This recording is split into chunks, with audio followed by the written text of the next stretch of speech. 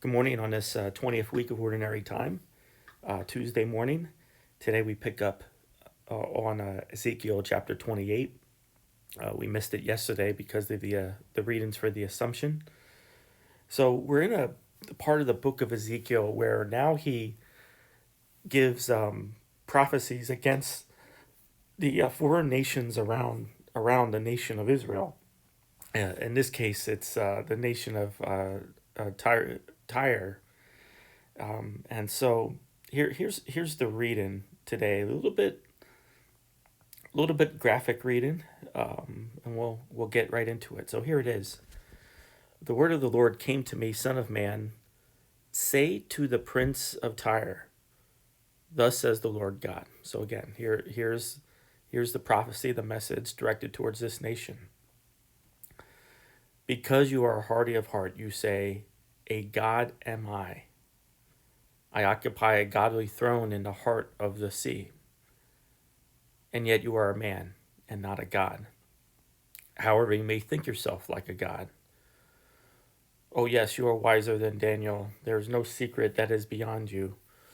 By your wisdom and your intelligence, you have made riches for yourself. You have put gold and silver into your treasuries. By your great wisdom applied to your trading, you have heaped up your riches. Your heart has grown hardy from your riches. Therefore, says the Lord God, because you have thought yourself to have the mind of a God. Therefore, I will bring against you foreigners, the most barbarous of nations. They shall draw their swords against your beauteous wisdom. They shall run them through your splendid apparel. They shall thrust you down to the pit, there to die, a bloody corpse in the heart of the sea. Will you then say, I am a God, when you face your murderers? No, you are a man, not a God. Hand it over to those who will slay you. You shall die the death of the uncircumcised at the hands of the foreigners, for I have spoken, says the Lord God. So, as you can see, not a very pleasant message to this foreign nation, this neighbor of Israel. You have to remember, for whatever reason, Israel, for the most part, didn't get along with its neighbors. you know, just all around, it was always this sense of uh, distress, harassment on probably on both parties. And I think the reason for that is geographically, Israel's always been a very desirable nation. That's why they're always being conquered.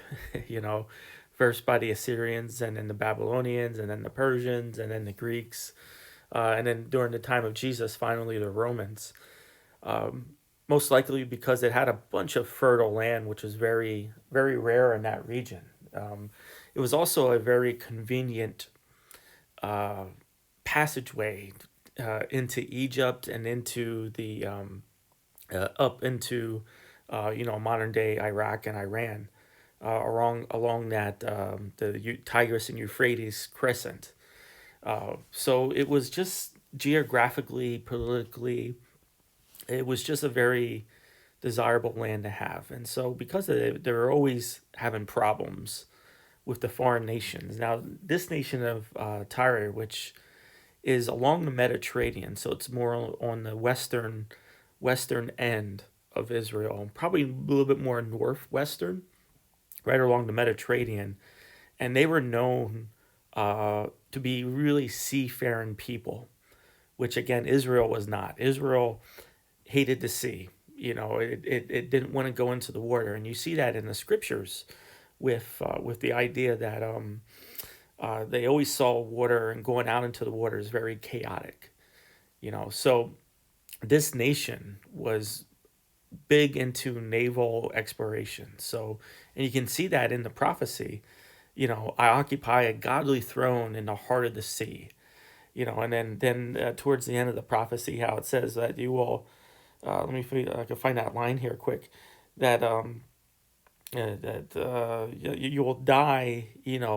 Your bloody corpse will lie in the depths of the sea. Um, because of their strong naval presence, they were also big into trading. And so because of that, they were a very wealthy nation and at the same time, a nation that probably took advantage of Israel's current state.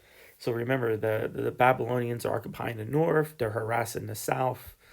And so it was a time for them and probably other neighbors to start plundering, taking advantage of the tough situation that Israel is in.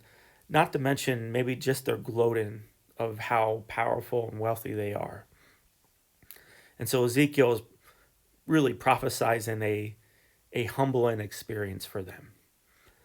And maybe the quick lesson here today in all this is, we are bestowed with many gifts in our lives. There might be some things that we're really good at. We might be blessed with a lot of wealth or a lot of things, blessed with a lot of talents. What can happen in that situation? Well, we rely solely on those gifts. As long as I have my bank account, I am fine. That type of mentality. When we find ourselves in a situation where we feel we're lacking something, what do we usually do in that situation? Well, we get down on our knees and pray. And so, with all this, the more blessed we are in life, the more that sin of pride can creep in, where we can look within ourselves and we can not rely on God.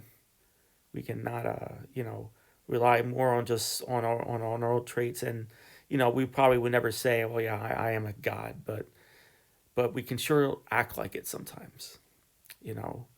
So in all things that we have, in all things that we do, no matter how good we're at it, incorporate, bring in, and relate it to God. Let Him be part of your picture, and just know that all the blessings and the powers that we have in life, it's still all a gift given to us to God at our disposal for the sake of His kingdom and the sake of His glory.